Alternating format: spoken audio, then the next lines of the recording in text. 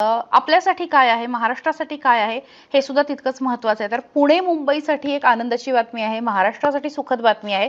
ती म्हणजे Pune Mumbai high speed train कॉरिडॉरची घोषणा जी आहे, तर ती अर्थमंत्री निर्मला सीतारामन यांनी केलेली आहे. त्यामुळे या दोन शहरामधलं अंतर जे आहे ते कमी होणार आहे.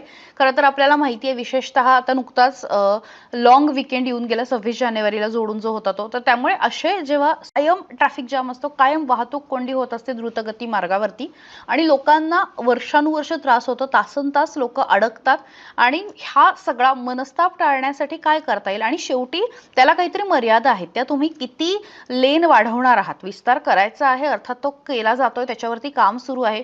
पण ज्या वेगाने वाहनांची संख्या वाढतीये ती बघता हा विस्तार करणं फार म्हणजे सोपं नाहीये आणि अशा वेळी त्या सगळ्या लिमिटेशन्स लक्षात घेऊन आता एक महत्त्वाचा निर्णय सरकारने घेतलेला आहे, केंद्र सरकारने घेतलेला आहे, तो म्हणजे ट्रेन कॉरिडॉर असणार आहे आणि ते हाय स्पीड ट्रेन कॉरिडॉर असणार आहे. त्यामुळे प्रवास जो आहे तो सोपा होणार आहे आणि तो गतिशील होणार आहे. पुणे मुंबई सारखी शहरं आहेत, म्हणजे मुंबई तर देशाची आर्थिक राजधानी आहे, फक्त महाराष्ट्राची नाही. आणि पुण्यासारखं शहर जे 2 नंबरला आहे महाराष्ट्रामध्ये आणि या दोन शहरांमधलं अंतर कमी होणार आहे.